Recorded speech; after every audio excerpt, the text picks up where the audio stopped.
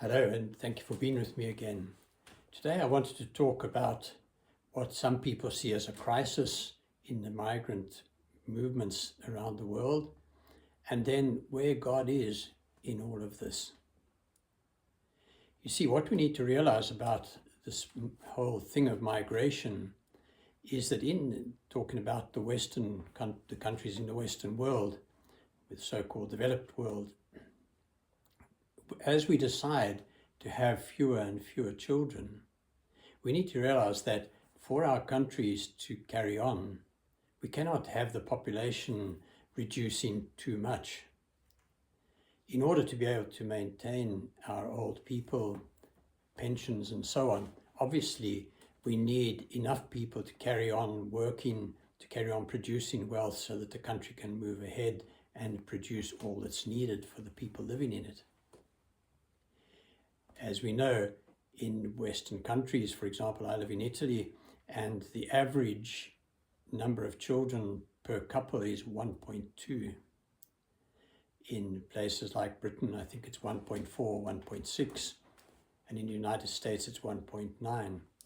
So what we need to realize is that if couples are producing fewer than 2 children, then the population is going to reduce. If, for example, each couple were to produce 1 child, your population would halve within a generation. And so obviously you have a problem going forward because there just aren't the people to maintain the country, to maintain the wealth that's required to produce the money that is needed to run the country and so on. And so these people have to come from somewhere. And obviously, if people are not going to produce their own children, these people have to come in the form of immigrants. One of the things with migration is you find that largely people who emigrate do so because they face problems in their own country. The number of people emigrating just because they want to emigrate is very small, and generally it's people who are in difficult circumstances who feel that life would be better somewhere else, and they go to places where they believe they'll find a better life. Of course, the problem with that is that if living in our countries we want to maintain our culture, we cannot expect to do so if we're not producing further Italians, British people, Americans, because they're being replaced by people from elsewhere. And with the best will in the world, those people will not have the culture of their country of destination.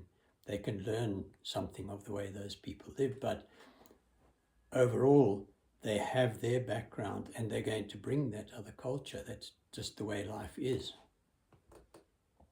And so we may ask, but where is God in all of this then? Well, God made his intention for us quite clear in the beginning when he said, be fruitful and multiply and fill the earth. As I say, he leaves us free to choose, and we see that people are choosing to have fewer and fewer children in the Western world. And so that choice he respects, but then along with that, as I say, we need to accept immigrants because that's the only way our countries can continue. It's God's part is being played in this whole thing, because what we need to remember with this whole question of producing children and so on is that we merely procreate. That is, we set the scene in which God is able to give life. He gives us that great power where we can choose to create the situation in which life can be given. However, he doesn't give it to everyone, as we know, speaking to couples who have wanted children and have not been able to have children. They'll tell you that it's a very difficult thing and that they haven't been able to correct it themselves because life is given by God. But we also know that God is giving life, He's giving fertility and in abundance, it seems, still. But as I say, with the modern things that we have for contraception and also now abortion on a large scale, we're reducing the number of people we're producing for ourselves, for our own people to go forward. And if we do that, that people has to be replaced by people from elsewhere in the world. And so when these problems arise and people get very frustrated about it, and people can get angry, and very often, as happens when we face difficulty, say, where is God in all of this? Why is he letting this happen to us? We can see that actually we're making this happen by our decision to have fewer children, and that unless that changes, migration will have to be in place and will have to be accepted by the people of the destination countries. And so once again, as you see, God does give us freedom to choose.